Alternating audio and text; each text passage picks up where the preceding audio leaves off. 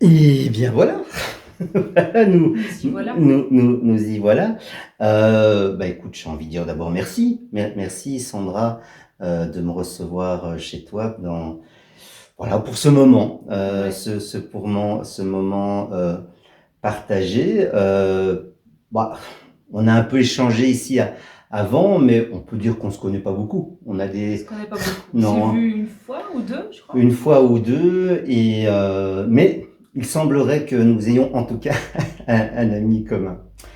Bah, bon, j'ai peut-être envie déjà simplement te demander, mais dans ton parcours de vie, oui, dans ton parcours, bah, ça serait quoi un peu les étapes marquantes, qui ont jalonné ce parcours? Tu veux parler sur un plan privé, sur un plan personnel ou sur un plan professionnel Pour moi, Les deux sont liés. tout est lié, mais voilà.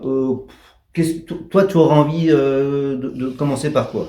Je dirais que j'ai une sensibilité déjà depuis toute petite, un parcours scolaire quasi parfait sur le papier, euh, avec des aptitudes élevées sur un plan intellectuel, mais des aptitudes basses sur un plan relationnel, parce que mal adaptées ou voilà. Et donc, une vie de famille chahutée, puisque j'ai pas eu la famille nucléaire comme on la voit habituellement, mais plutôt. Et j'ai été élevée par un père proche de la nature, un peu ermite, un peu sauvage, un peu anticonformiste aussi. Et donc, avec beaucoup de joie et beaucoup de liberté. Euh, et donc très peu de télévision, très peu de produits transformés, beaucoup de rapports à la terre et aux éléments de la terre.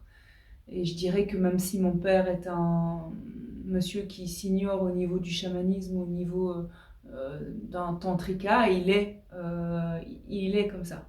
Il est profondément ancré dans sa terre et dans son rapport avec les éléments. Et donc, il a enseigné ça à moi particulièrement parce que j'ai une petite sœur, mais on a 18 ans d'écart. Et donc, c'était un peu différent à cette période-là. Et puis, ben, on était un peu seuls.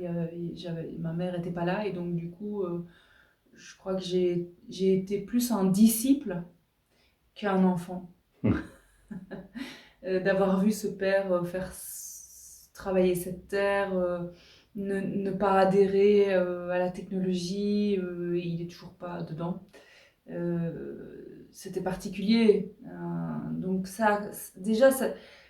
c'est déjà un environnement enfant qui est déjà à part en fait.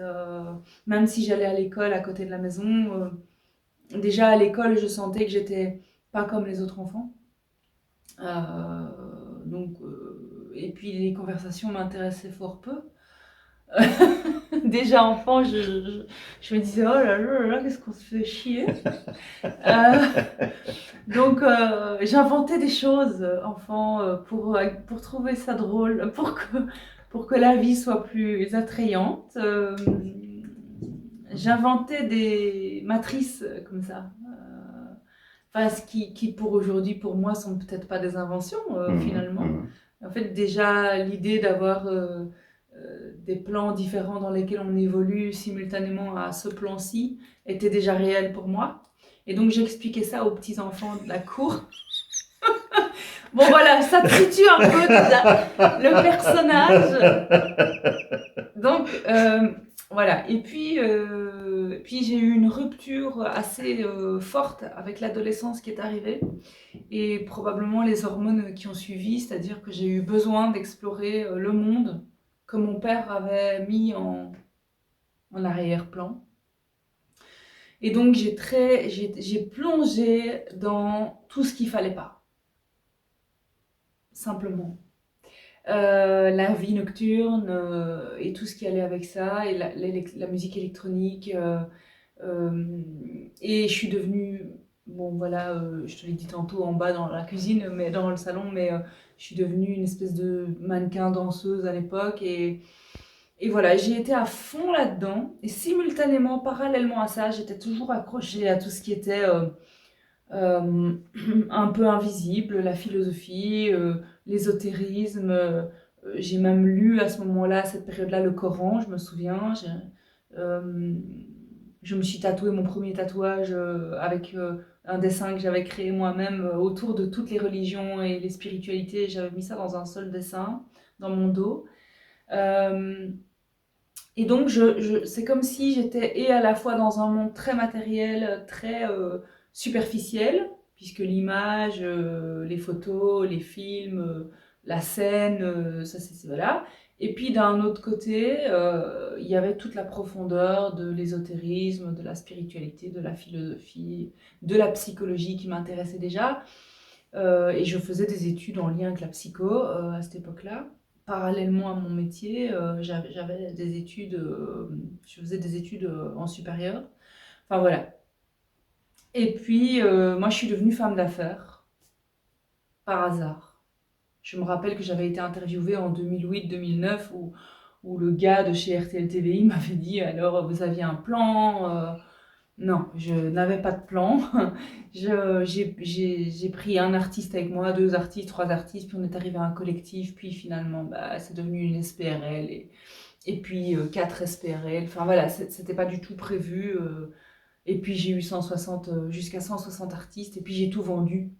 Et donc là, il y a une rupture en 2000, à partir de 2011-2012. Je suis devenue maman à ce moment-là, un peu avant. Et puis il y a une rupture. Il y a une rupture, ou plutôt une reconnexion, moi je dirais, où il se passe, on peut le dire, un burn-out.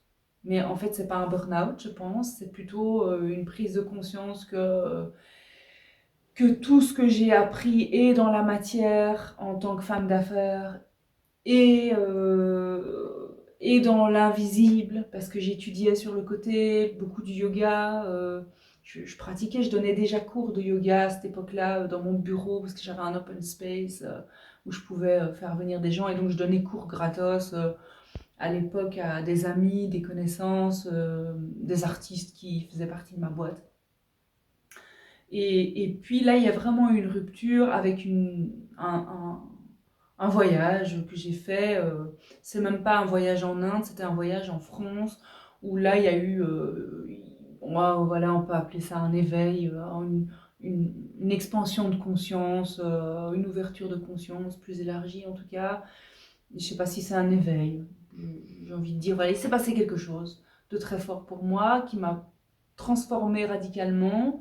Et donc quand je suis rentrée en Belgique, euh, les murs, pour le dire comme ça, c'était pas possible d'avoir ces murs-là autour de moi. Donc l'environnement, mon bureau, mes assistantes, les PC, les téléphones, la bagnole, le compagnon de vie à l'époque, mon mari, la maison que j'avais choisie, les meubles, la déco, il n'y a plus rien qui pouvait être là. Donc c'est extrêmement violent, c'est ce genre de choses qui arrivent régulièrement dans mon cabinet. Hein. Il y a des gens qui vivent ça et qui arrivent ici avec ce type de problématique. Je pense que si j'avais été accompagnée à l'époque, j'aurais un peu fait les choses différemment. Il se fait que moi, avec le caractère que je... comment vous expliquer que j'ai mis une bombe dans tous les domaines de ma vie et j'ai fait on appuie. J'ai quand même vendu correctement mes boîtes et je suis quand même fière de ça parce que j'étais prête à les foutre dans la poubelle. Et je suis partie sans quasi rien finalement de toute cette vie.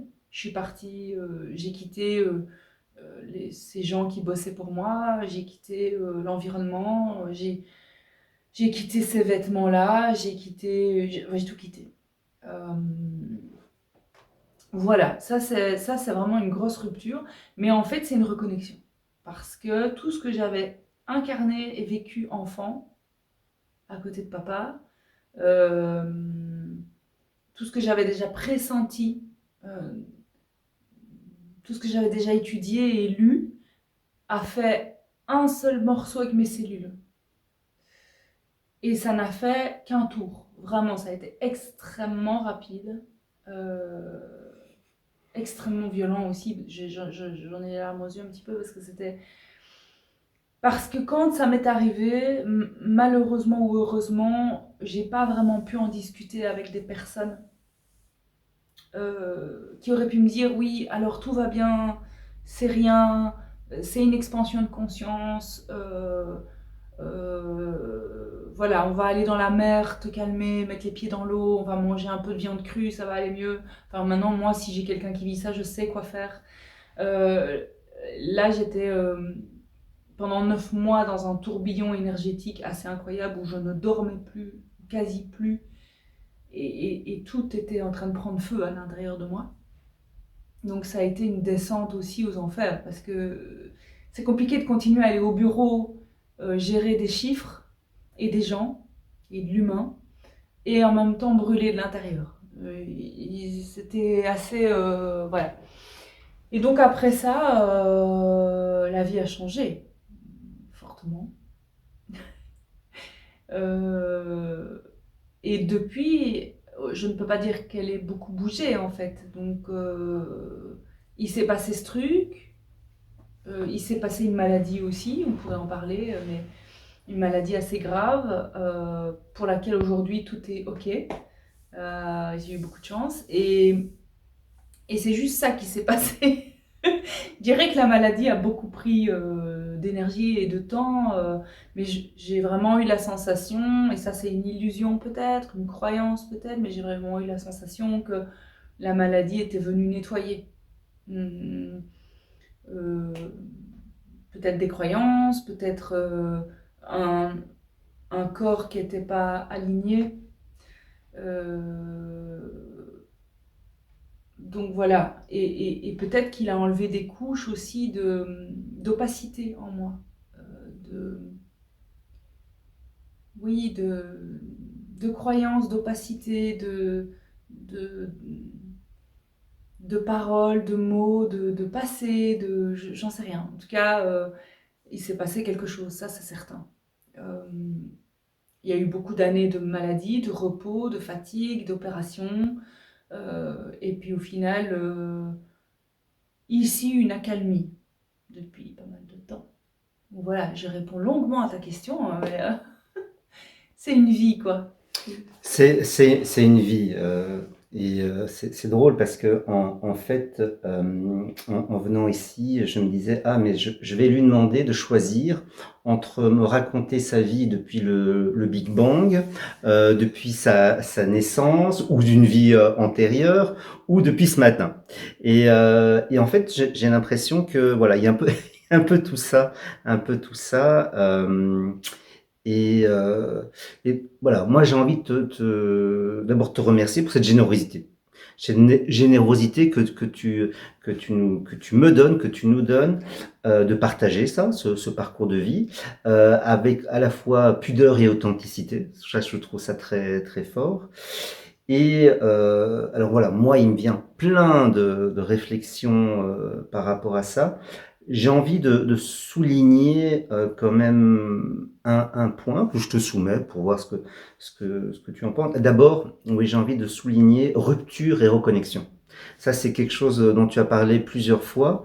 Et, euh, d'abord, je trouve ça très fort de mettre ces deux mots ensemble. Et au-delà de ça, ce qui me touche et m'interpelle, c'est à quel point ça parle de ce dont beaucoup de traditions nous parlent justement, de mort-renaissance, d'enlever des couches, comme tu en as parlé. Et il y a aussi quelque chose que je trouve très, très marquant dans ce que tu nous partages de toi, de ton parcours, c'est ces polarités. Ces polarités qu'on pourrait trouver comme des polarités opposées, le milieu de la night et la philosophie, le business et l'éveil de conscience. Hein, voilà, il faut bien Oui. trouver un mot. Et la maladie et la santé. Mhm. Et aujourd'hui, ce que tu disais d'aujourd'hui, je trouvais ça intéressant aussi quand tu parlais à la fois il y a plein de choses qui vont changer, en fait pas tant que ça. En fait, pas tant que ça. Euh, oui, bah déjà, voilà, j'ai déjà beaucoup parlé. Par rapport à ce que je viens de dire, est-ce que tu as envie de faire un écho, des précisions, ou je sais pas?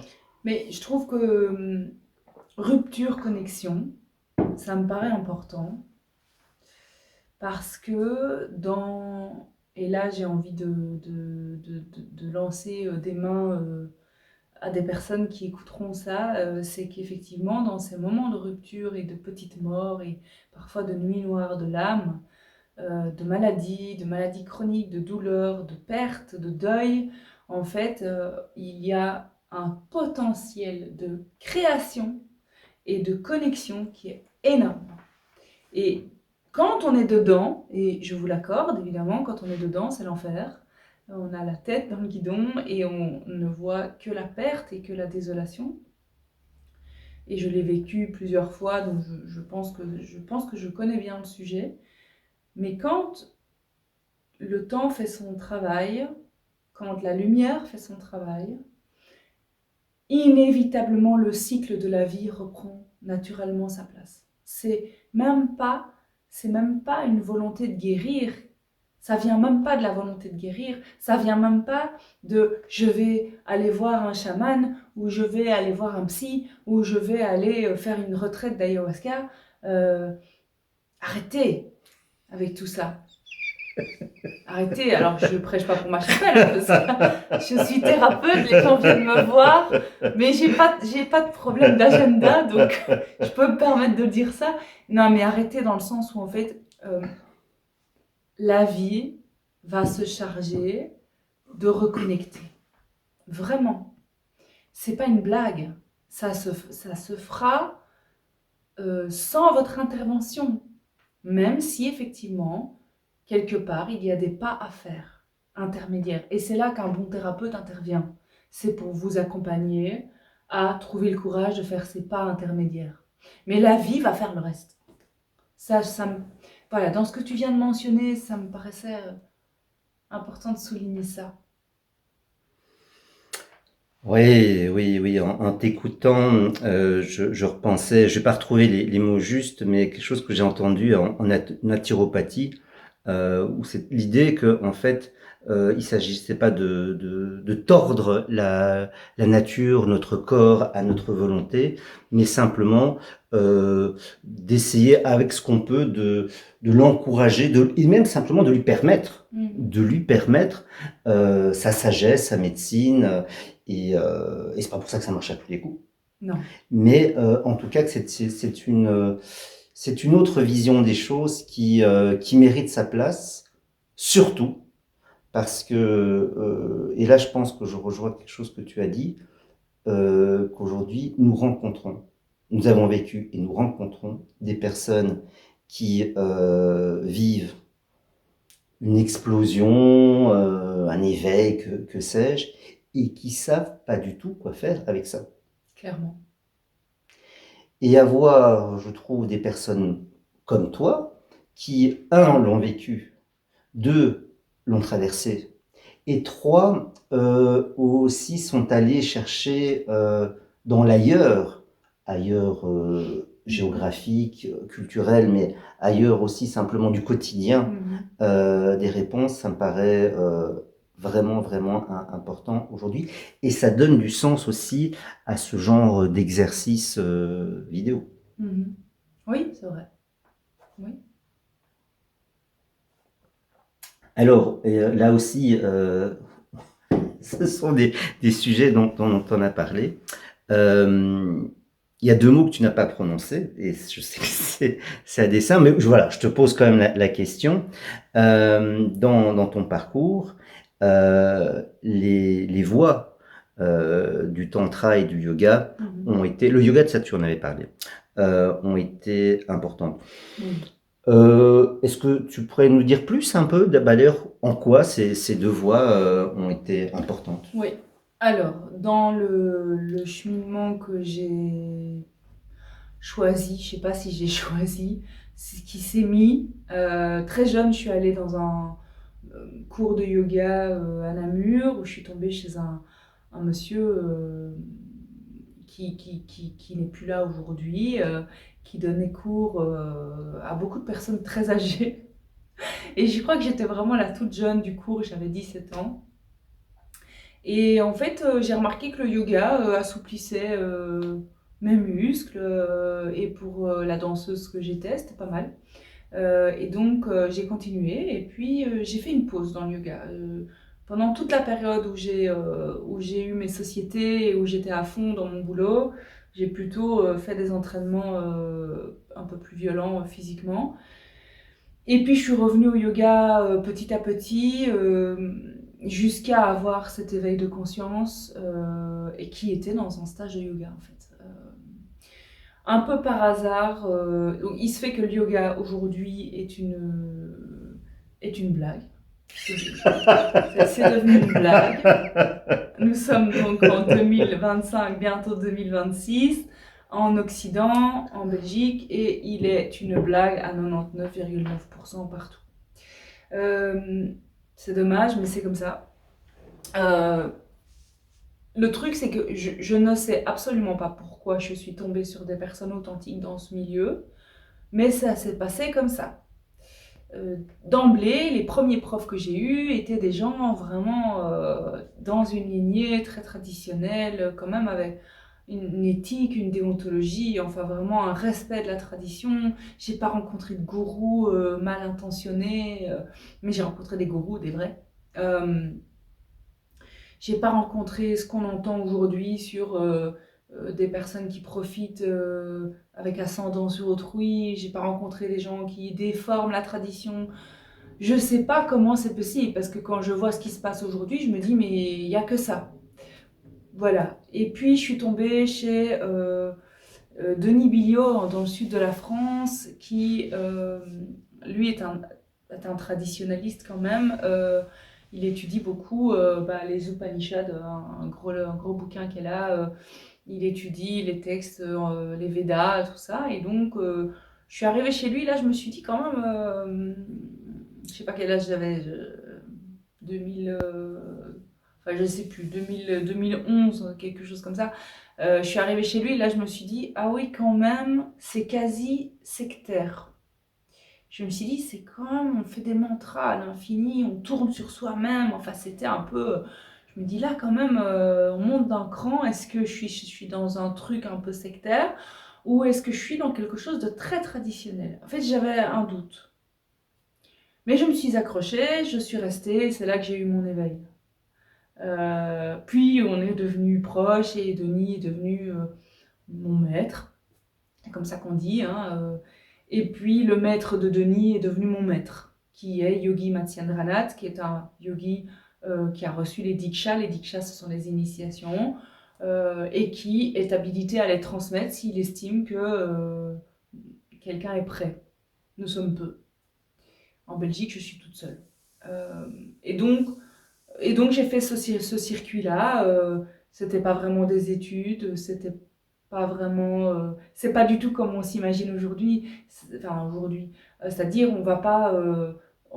C'est pas parce qu'on paye qu'on peut étudier. C'est ça que je veux expliquer. Et ça ne se fait pas forcément en groupe. C'est une initiation sur du long terme. C'est pas une initiation Reiki en un week-end, quoi. Mais j'essaye Merci de ta clarté Voilà. et ta simplicité. Ok, voilà. Et donc ça s'est fait vraiment naturellement. C'est pas un engagement dans lequel on est coincé. C'est pas il n'y a pas beaucoup d'argent finalement. Il y a pas. C'est un échange qui est d'humain à humain, mais quand même avec une hiérarchie, parce que le disciple, nous on dit disciple, se doit ferveur, discipline et dévouement. Ça n'est pas imposé, ça se met naturellement, mais il n'y a rien à faire, le mouvement est là. Et donc, je ne sais pas comment j'ai fait, parce qu'avec le caractère sauvage que j'ai, pour vous situer, je suis bélier, toutes mes planètes sont en bélier, hein, Soleil, Mars, Vénus, Lune, pour ceux que ça intéresse l'astrologie, et en maison 10, maison de la carrière. Et donc j'ai un fameux caractère. Mais je me suis aplatie au sol devant ces hommes qui sont des maîtres, des gens qui savent en fait. Même si effectivement, bah, ils ont leur caractère et je peux reconnaître que parfois le caractère, bah, c'est de l'humain, quoi. Hein. Mais toujours est-il que ce sont des hommes qui connaissent la tradition. Et donc j'ai suivi la tradition. Et en tant que femme, c'est un peu différent, parce que le yoga a été fait par des hommes pour des hommes, contrairement à ce qu'on imagine aujourd'hui. Et donc c'est un milieu d'hommes. Mais tout s'est bien passé. Et donc le yoga est entré comme ça. Et il se fait que Denis et Yogi Matsyendranath sont des êtres qui sont inscrits dans une tradition qu'on appelle les Nats de la Sri Vidya et qui est une tradition tantrika. Alors, on ne parle pas de tantra dans la sensualité, j'en ai parlé tout à l'heure, mais je reviens là-dessus. On parle de tantra dans son aspect non duel et dans son aspect philosophique, en fait, purement philosophique.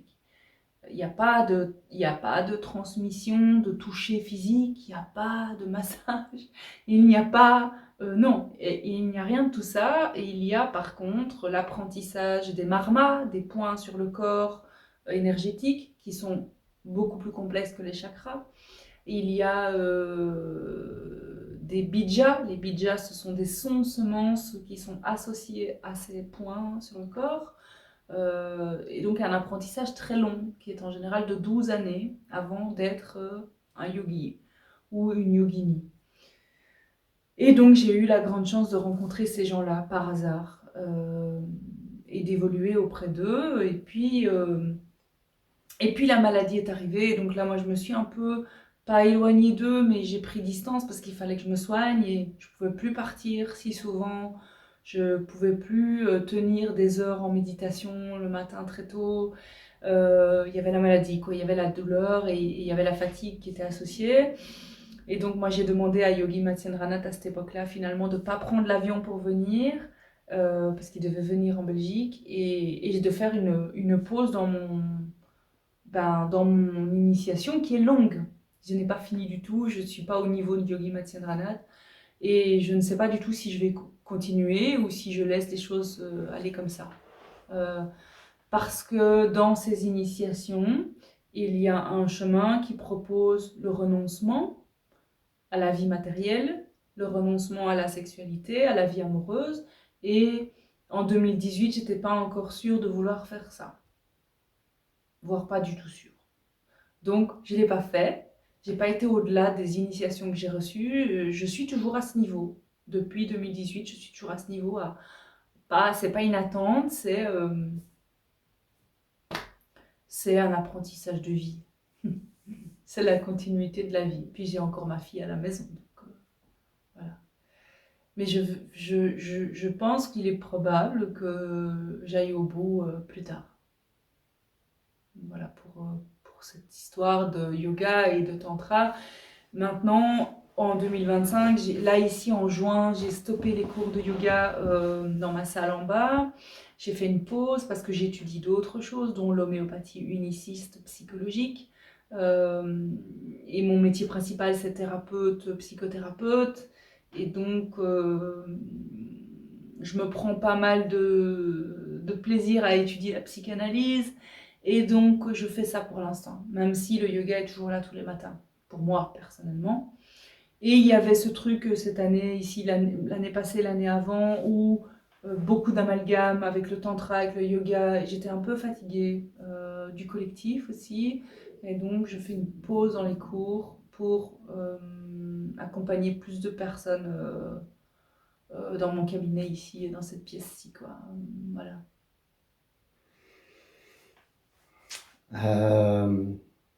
Je pourrais te redire exactement la même chose que je t'ai dit précédemment par rapport à comment je suis touché par ta générosité, ta simplicité et ton humour.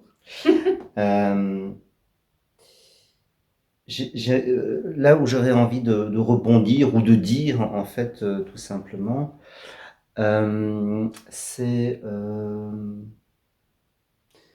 je trouve ça tellement important, 2 choses que j'entends chez toi.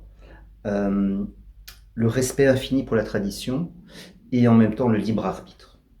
Exact. Et je crois que c'est quelque chose qui fait partie de nos défis d'époque. Notre défi d'époque, c'est ce point-là. Ce point-là voilà, qui est une rencontre entre la modernité, le passé, la modernité occidentale et l'ailleurs. Et il y a un point dont tu as parlé que je trouve tellement important aussi dans cette idée-là, c'est la hiérarchie. Moi j'ai appelé ça la hiérarchie. Euh, et merci déjà de redonner son sens au mot gourou, qu'on n'entend plus que dans le sens péjoratif, sectaire. Or, c'est un nom sacré. Et voilà. Et oui, cette hiérarchie, qu'il y a des gens qui savent plus, qui sont héritiers d'une tradition, et un savoir qui n'est pas pour tout le monde, mon Dieu, qui n'est pas pour C'est tout un le peu monde. compliqué, quoi, d'apprendre le sanskrit à cette époque-ci, de traduire les textes, de donner du sens, de respecter les anciens. C'est pas donné à tout le monde. Il faut déjà avoir un ego bien dimensionné, bien placé, parce que savoir, pouvoir lire ces textes, les enseigner. Si on a un ego qui prend trop de place, on va vouloir enseigner ce qui nous intéresse. C'est très compliqué en fait. Comme ce sont des voix qui ont été données par voie orale de maître à disciple de façon ininterrompue, on n'est jamais sûr que ce qu'on a reçu est juste. Je ne sais absolument pas si ce que j'ai reçu comme enseignement est traditionnel finalement. Je dois faire confiance et je dois être très ouverte au niveau de mon cœur et de mes perceptions. Et d'autant plus que je rebondis sur ce que tu as dit par rapport à modernité et tradition. C'est pour ça que je ne porte pas l'habit. C'est pour ça que je porte plus de bindi. Le point ici. C'est parce que d'abord j'ai envie d'être très libre. Et ensuite, à l'époque, on choisissait les yogis d'une autre façon que maintenant. C'est-à-dire que maintenant, on va dans un studio de yoga, on fait 25 cours de yoga, on est yogi, yogini, on a un tapis en plastique et des vêtements en polyester et c'est classe, quoi. À l'époque, c'était pas du tout comme ça. Ça veut dire que sur le thème astrologique védique, la tradition hindouiste, on dénommait, on disait, ok, cet enfant-là a les aptitudes pour devenir un yogi ou ne les a pas. Et du coup, on sortait l'enfant de la caste dans laquelle il était et il allait étudier auprès de yogis. Aujourd'hui, n'importe qui peut devenir yogini, yogi, même moi qui suis avec... donc on est ici avec une nourriture avec des pesticides, avec des métaux lourds, on est tous dans des difficultés plus ou moins émotionnelles. Moi, je suis une hypersensible. Si on va très loin, j'ai un trouble du spectre autistique. J'ai un QI qui dépasse l'entendement et qui en fait me grille le cerveau. Donc, en réalité, je ne suis pas du tout adaptée pour être une yogini. Je n'ai pas la santé nécessaire pour être une vraie yogini. Sur base de ce qu'on estimait être les aptitudes et les capacités et les compétences et le corps physique pour incarner ce personnage d'être un yogi. C'était un privilège, hein, c'était hors caste, c'était vraiment un privilège. Donc aujourd'hui, je ne sais pas si je suis vraiment une yogini. J'ai étudié, j'ai pratiqué énormément, je pratique encore, j'étudie encore. Mais cette vie-ci, c'est peut-être pas encore la bonne pour moi, être vraiment initiée jusqu'au bout. peut-être, peut-être pas, j'en sais rien. En tout cas, il y a quelque chose qui se passe entre modernité et tradition, et moi, j'ai pas envie de faire semblant de rien. Ça, c'est important. Et ça transparaît. Et ça transparaît quand tu nous partages. C'est même pas modestement quand tu nous partages la réalité de qui tu es, de là où tu en es, et à la fois que voilà, tu sais pas si tu es une yogini, et en même temps, bah, tu es bien obligé de constater le fait que en Belgique, à part toi, dans cette voie-là, tu es la seule qui est Oui, voilà. qui est l'initiation. En tout cas, dans cette Dans voie-là, cette voie-là, dans voilà. cette voie-là, il y a pas de... Il y a quelques élèves à moi qui ont suivi le cursus en individuel avec moi pendant plusieurs années, qui sont diplômés, qui ont reçu une base, pas 12 années, mais quand même quelques années d'études, qui ont reçu une base qui fait qu'aujourd'hui, je trouve qu'ils sont légitimes d'enseigner. Mais sinon, on est très peu en Belgique, oui. Maintenant, il y a des traditions, hein. Il y a la tradition du Kundalini Yoga de Yogi Bhajan qui date des années 60. Hein. Mais donc la plupart des traditions actuelles, Ashtanga, Yoga, tout ça, ce sont des yogas qui ont été développés à partir de 1903-1905, donc hier. Les traditions dont moi je parle et d'où je viens, de ce que j'ai étudié, viennent du 8e siècle. En fait, c'est comme si on parlait de vraiment deux choses différentes. On ne parle pas du tout du même sujet. Par exemple, la salutation au soleil, l'enchaînement très connu du yoga que tous les studios yoga font aujourd'hui, a été développé par un bodybuilder en 1905. Il a juste pris des postures de yoga et il en a fait un assemblement rapide pour s'échauffer. C'est pas une mauvaise idée en soi, mais c'est pas traditionnel. Pourtant, tout le monde croit que la salutation au soleil, c'est la tradition. Donc, c'est pour vous donner un exemple concret de ce que les gens imaginent du yoga. Et donc, les postures de yoga, c'est quoi? 8-10% du yoga. Alors moi, je suis déjà très, très surpris qu'au 8e siècle, ils n'avaient pas Instagram, donc déjà, ça me surprend beaucoup. Quoi? Pas de posture au coucher du soleil sur la plage. Surtout pas sur la plage d'ailleurs, En ouais. plus. C'est interdit de pratiquer dans des lieux ouverts, dehors. Donc la pratique se fait, c'est écrit dans ce bouquin d'ailleurs. La pratique, donc ça c'est le gros bouquin des Upanishads. Et je pourrais pas vous trouver le passage, mais c'est dans une Upanishad que j'ai beaucoup étudiée en plus, mais je ne saurais plus vous dire laquelle. Ils disent que donc la pratique doit se faire à la base dans une sorte de pièce fermée avec des petites fenêtres et une petite ouverture pour sortir. Très peu d'ouverture donc.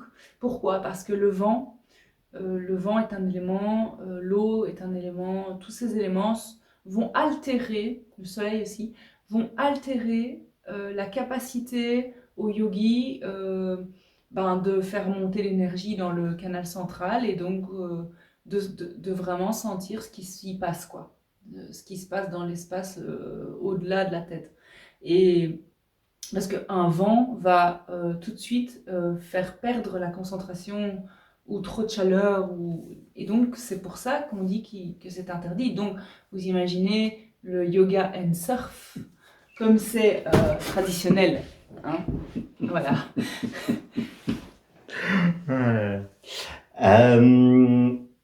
J'ai envie de revenir aussi sur quelque chose que tu as dit. Non, pas que tu as dit, mais qui m'est venu par rapport à ce que tu disais. Deux notions que je vais dire dans mes mots. La notion d'effort et la notion d'être une élue. Je vais utiliser. Allons-y avec les gros mots. Bon, déjà, quand je te livre ces deux mots, est-ce que t'as des choses, ça te fait dire des choses? Bah, l'effort, comment vous dire l'effort? C'est une voie D'ailleurs, Hatha Yoga, ça ne veut pas dire tout ce que vous entendez aujourd'hui, hein, parce qu'il y a plein de gens qui racontent n'importe quoi. Ça veut dire voie de l'effort violent. Donc, ça dit ce que ça veut dire. Celui qui veut étudier le Hatha Yoga ou le Natha Yoga, celui que j'ai plus étudié, doit s'attendre à une discipline très contraignante. Au niveau alimentaire, au niveau des pensées, au niveau de la sexualité, au niveau des postures, au niveau du pranayama, c'est-à-dire les respirations, du nettoyage du corps. On ne se nettoie pas le corps comme tout le monde. Donc, on ne va pas dans le monde comme tout le monde. C'est vraiment une façon de vivre très différente. Je dirais que ça, l'effort m'a soutenue parce que c'est ce qui permet aujourd'hui d'avoir une pugnacité dans mon travail d'écrivaine. J'écris et j'écris tous les jours. Et tous les 3-4 jours ou 2 jours, vous avez une publication sur mon Facebook, c'est pas pour rien, c'est parce que j'ai une discipline de dingue. Et en fait, c'est naturel maintenant. Mais je vois bien qu'aux yeux des gens qui sont mes amis, ou mes ennemis, je vois bien qu'ils me regardent avec des yeux comme ça, en se disant, mais elle travaille avec l'IA, c'est pas possible. Alors oui, parfois je fais corriger des trucs où je demande à l'IA un mot que je n'arrive pas à trouver, mais non. Et donc, l'effort violent, aujourd'hui, me porte dans plein d'autres choses. Donc, moi, je dis merci au yoga, même si, effectivement, ces années d'apprentissage, j'ai pas eu super facile. De se lever très tôt, d'aller coucher tard, de faire les méditations, de faire les mantras avec le mala. Le mala, c'est un chapelet. C'est long, c'est ardu, c'est compliqué, c'est... Oui. Et t'as dit un deuxième mot, qu'est-ce que tu dis? Être une élue. Ah oui, être l'élu, j'ai oublié celui-là.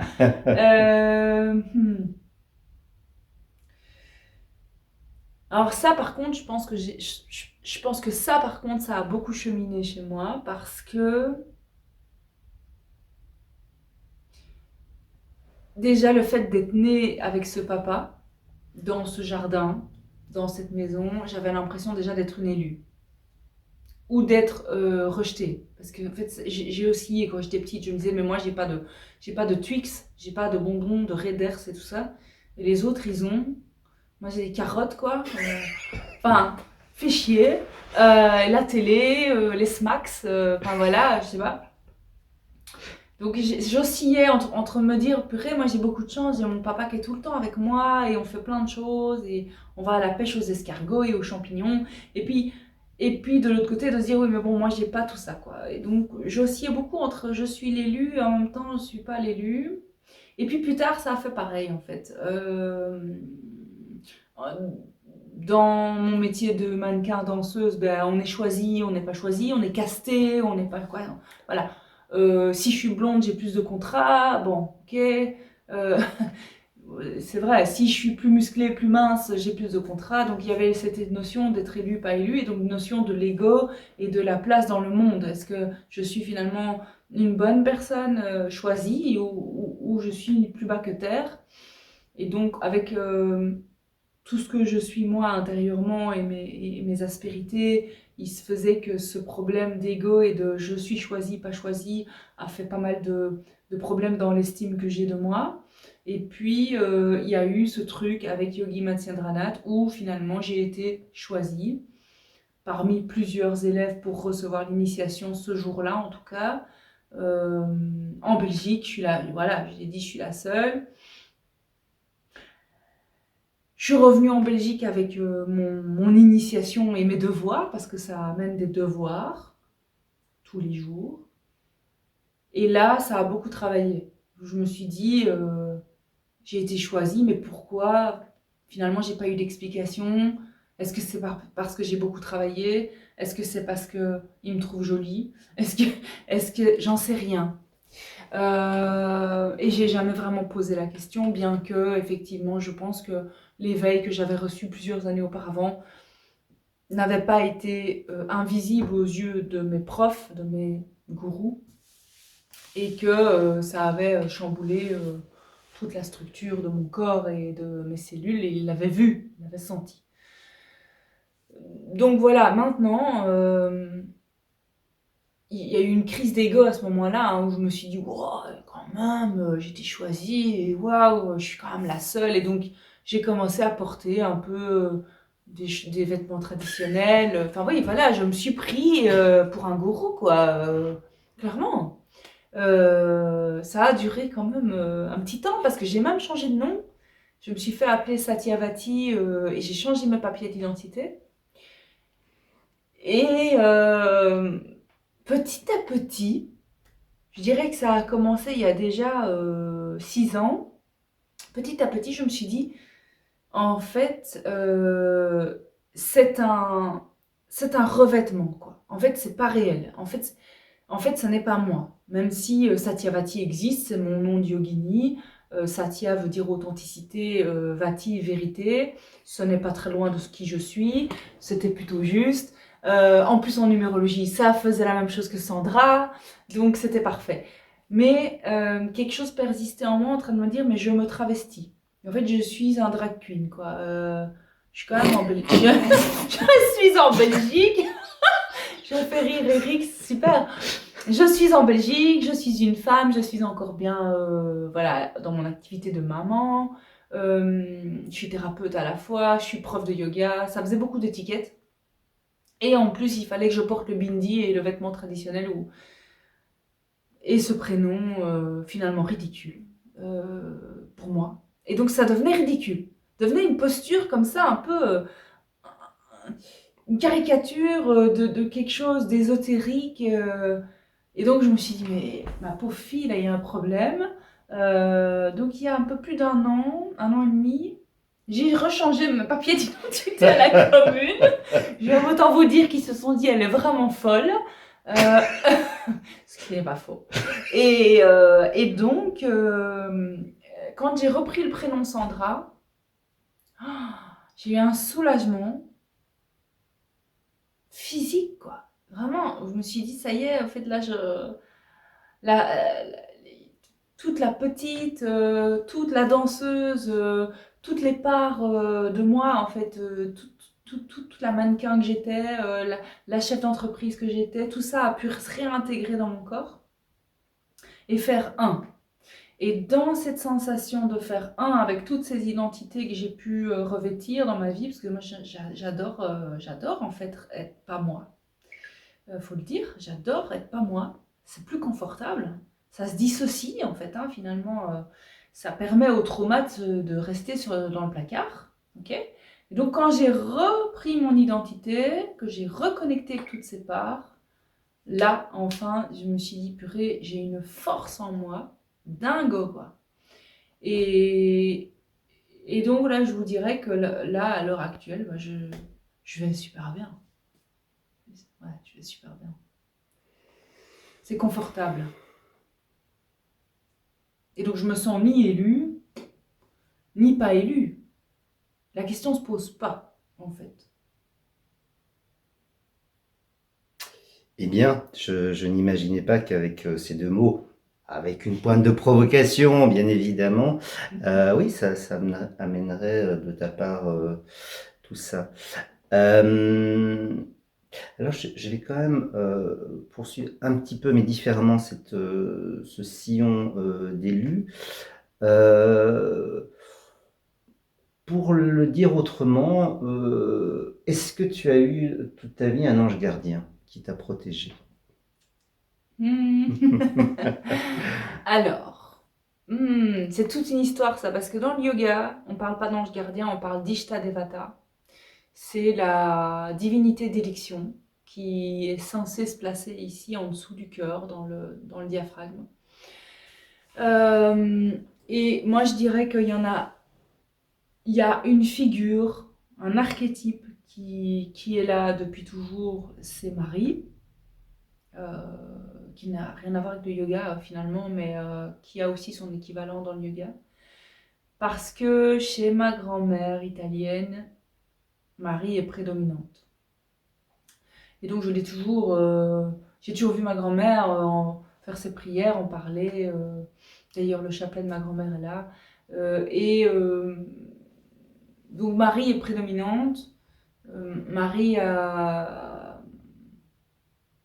l'archétype de Marie, l'énergie de Marie, je ne sais pas. Ce qu'il y a de Marie en moi aussi, je ne sais pas du tout, je ne peux pas vous dire. Elle a guidé des choix aussi, parce que parfois je lui demande un signe ou de choisir quelque chose. Et ses réponses sont très très claires. Un jour, elle a mis le feu quand même à sa bougie, a mis le feu à un tout petit espace sur un appui de fenêtre chez moi. Et la question c'était est-ce que je dois déménager de cette maison? J'ai posé la question et il y avait une neuvaine, comme il y a toujours une neuvaine chez moi, avec Marie dessus cette fois-là. Il se peut que des fois c'est Saint-Antoine ou Saint-Rita, là c'était Marie. Et j'ai demandé à Marie, je dis écoute, envoie-moi un signe parce que là je sens que je suis plus bien dans cette maison, mais sur un plan matière, elle est parfaite cette maison. Et le lendemain, il y avait eu le feu juste sur cette parcelle-là, sur le marbre. Il n'y a pas eu le feu dans la maison, mais il y a eu le feu quand même. Et donc là, je me suis dit, waouh, ça c'est le signe. Et il y a une autre divinité qui me suit, qui me suit depuis que je suis dans le yoga, c'est Kali, qui est tatouée sur mon bras, qui est une divinité on fait beaucoup de raccourcis avec cette divinité en disant que c'est une divinité de destruction. C'est pas tout à fait ça. Kali, effectivement, elle a l'air virulente. Elle est quasi noire, bleue, avec une langue rouge pleine de sang. Elle coupe le crâne d'une autre divinité, elle boit le sang. Bon, voilà. Mais en fait, elle le fait avec bienveillance et avec amour. Elle le fait pour détruire ce qui n'a plus lieu d'être et pour détruire les tendances égotiques, les vasanas. C'est radical, c'est sûr.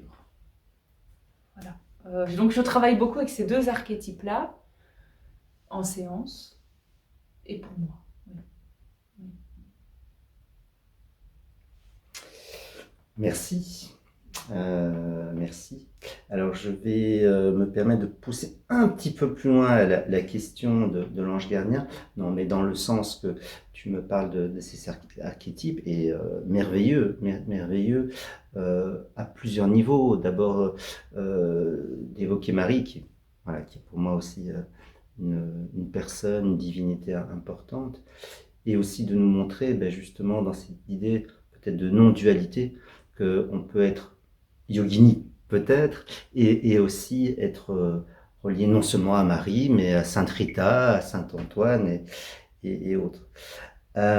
Oui, là où je voulais pousser un peu plus loin, c'était donc cette identité de protection. Pourquoi?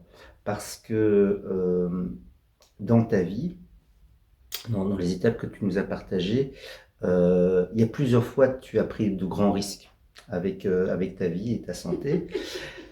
Voilà. Et j'ai envie de dire, est-ce que c'est par hasard que tu as traversé, ou c'est un mélange de divin qui t'avait choisi? Est-ce que tu as une explication en fait, au fait tout simplement, ou pas, sur ce qui a peut-être ce qui t'a préservé jusqu'ici? C'est intéressant cette question parce qu'elle est venue hier dans une discussion avec un ami où on se promenait. Et il a vécu beaucoup de choses compliquées, des épreuves très violentes on n'est pas si vieux que ça, on a bientôt 45 ans lui aussi. Et donc on se demandait, tiens, est-ce que ça a du sens?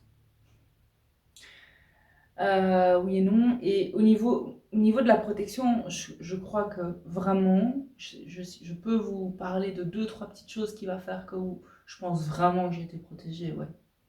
Je pense que je le suis, littéralement.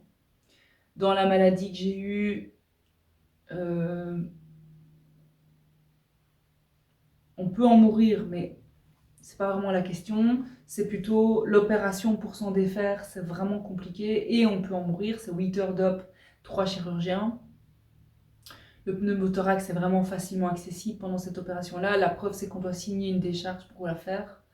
J'en suis sortie plutôt pas mal. même si la suite de l'opération a été compliquée parce qu'on est longtemps couché, quoi. Mais il y a eu surtout un truc qui m'a fortement étonnée, c'est qu'en fait, ma capacité à rebondir est dingue dans toutes les étapes de ma vie.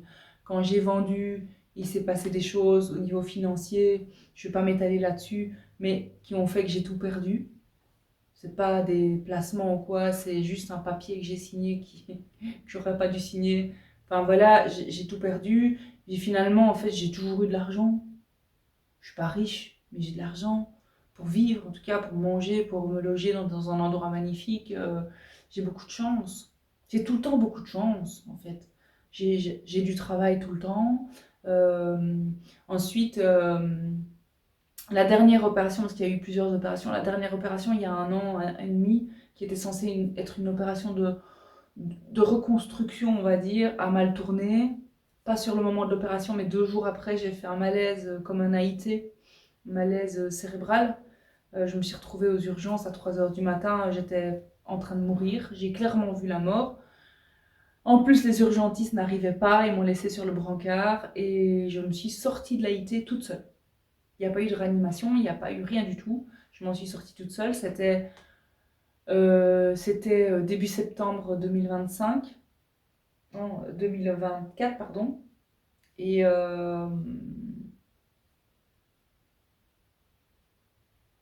je suis là. Je suis là avec aucune séquelle et ça a été très rapide, hein. Donc je suis sortie de l'hôpital. Je ne savais plus parler parce qu'avec le problème cérébral, on est parfois paralysé, on ne sait plus parler. J'ai récupéré la parole dans les heures qui ont suivi le malaise. Euh, le médecin m'a dit je comprends pas. Mon médecin traitant m'a dit je sais pas. On sait pas. On sait pas. Toujours est-il que voilà, je suis là. Par contre, sur un plan, et là je viens sur un autre sujet, mais sur un plan euh, égotique, la maladie, le fait d'être abîmé physiquement, euh, le fait que la reconstruction ne se passe pas bien du tout, que finalement ça marche pas, tout ça sont des leçons incroyables parce que forcément sur un plan, il faut l'encaisser. Il faut encaisser ça. Et je pense que mon ego avait vraiment besoin de ces leçons. Et donc, c'est peut-être une façon de me rassurer, c'est peut-être une illusion, une croyance, mais je pense quand même que ça m'a aidé. Ça m'a aidé à m'aplatir un peu, à calmer cet ego, ce côté où je suis sûre de moi, où je me sens parfois surpuissante. Ben, en fait, pas tant que ça, quoi, hein. On va se calmer, je suis un humain comme les autres. Euh, Parce qu'avec avec ce QI qui est fort développé, ben, j'ai des aptitudes, effectivement.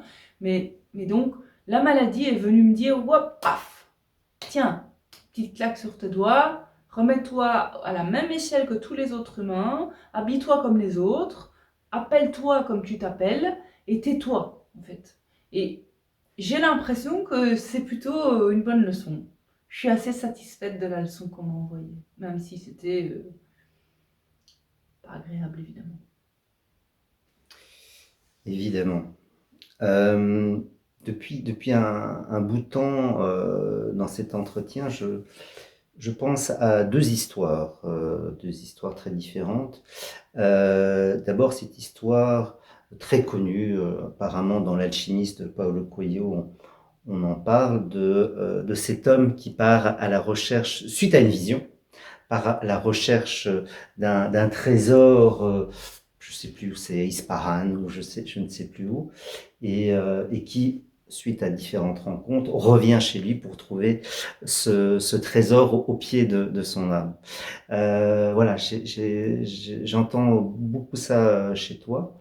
Euh, et alors, il y a une autre histoire, quelqu'un dont on a un peu entendu parler, c'est Siddhartha Gautama, le Bouddha, qui a, euh, qui a qui était un élu, qui avait beaucoup qui a vécu justement dans un cocon, dans un cocon, et puis qui a vécu à la fois les rencontres avec l'humanité dans sa finitude, Oui.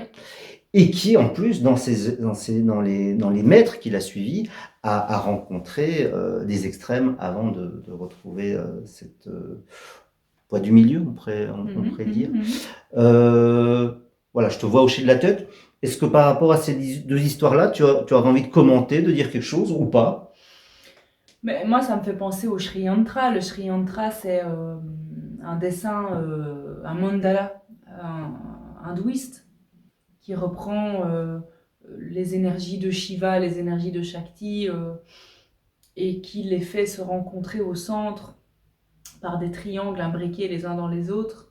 Et au centre, il y a un point.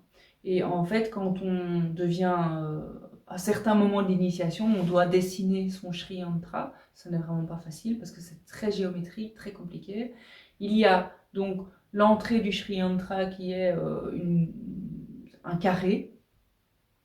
Quand on rentre dans le carré, ça veut dire qu'on vient au monde finalement. Donc, toutes les phases du dessin amènent à des phases de la recherche spirituelle, de la quête spirituelle. Et il y a 4 portes. On rentre par une des portes qui est plutôt une porte carrée, donc une porte du père de la société. En fait, le père, la société. On rentre dans ces 4 portes. Le dessin est en bas dans la salle de yoga. Et puis, il y a des cercles avec des sortes de fleurs de lotus. Et là, on rencontre la mer, la douceur, mais aussi l'intériorité, tout doucement, notre psychologie, la psyché. Ce qu'on pourrait dire aujourd'hui, j'aime pas du tout ce mot-là, mais le développement personnel. Il s'agit surtout de ne pas y rester. C'est bien de le faire. Il y en a 2 de cercles avec les lotus, avec les fleurs de lotus, les pétales. C'est bien d'y aller, c'est bien d'y passer, mais il faut passer le centre. Et il faut aller dans les triangles. Dans les triangles, c'est plutôt l'apprentissage spirituel. Et puis, on se retrouve dans un centre, un cercle tout fin, tout petit, qui est un bindi, celui qu'on place ici en fait, et qui est de la même couleur que l'extérieur des portes. Donc, c'est quoi? C'est qu'en fait, la quête spirituelle est le retour à soi, est le retour à l'espace de neutralité de notre naissance. Et donc, je comprenais je crois que j'ai fait mon Sri Yantra en 2015 peut-être, 14. J'ai compris ce qu'on voulait m'enseigner à travers ce dessin, mais j'étais encore dans les triangles à cette époque-là. Et je ne suis pas un être libéré, hein. Je vous parle, j'ai besoin d'argent, j'ai besoin de manger. Mais je sens bien que je suis revenue à cette étape où en fait tout était là. Oui. Donc je comprends tout à fait les histoires dont tu parles. Euh, Alors là, à ce stade-ci, je me dis, Sandra, que il y a beaucoup d'autres choses que je voudrais explorer avec toi, mais qu'au fond, peut-être que tu accepteras qu'on refasse l'épisode 2, l'épisode 3, la saison 4. C'est ça. Mais en tout cas, par rapport à cette idée, voilà, de la périphérie et du centre, ouais, pour le dire comme ça. Mais j'ai envie pour conclure, de venir sur quelque chose de très local. En fait, est-ce que tu auras envie de nous parler de la région où tu habites et de la maison dans laquelle tu vis? Ok, donc là, moi, je vis depuis maintenant un paquet d'années sur la région d'Andenne, Coutouin. Là, je suis à Coutouin. Euh, Parce que la vie m'a amenée dans cette région. Mais je proviens de Floref à la base. C'est pas si loin, mais c'est quand même à 35 minutes d'ici. Et sinon, moi, je suis italienne, à moitié. Et je vis dans une maison qui permet le travail, qui permet vraiment le retrait, la discipline et qui permet d'accueillir des personnes. Donc il y a une salle de yoga en bas, il y a une salle d'attente, il y a une salle de yoga en bas, et où je continue à enseigner le yoga en individuel à certains élèves. Et il y a une pièce ici de travail. Voilà. Et puis la région, Je la connais pas super bien en fait, mais je la découvre de plus en plus en allant avec notre ami commun, boire des verres ou promener. Et en fait, j'ai découvert, oui, il n'y a pas si longtemps, il y a quelques années, et je trouve cette ville pleine de ressources énergétiques, plein de passages comme ça.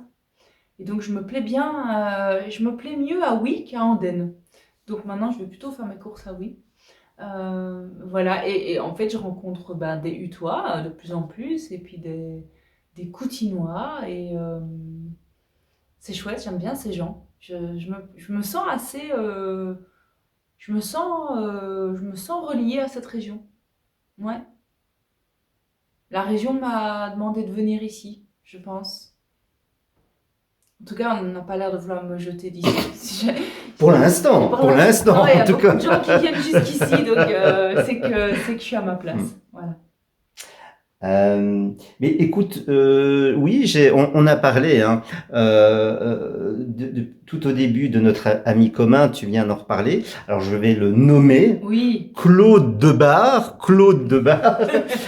Et je le nomme parce que aussi, cher Claude, je t'attends devant la caméra. Hein, Nous voilà. t'attendons. Nous t'attendons. Voilà.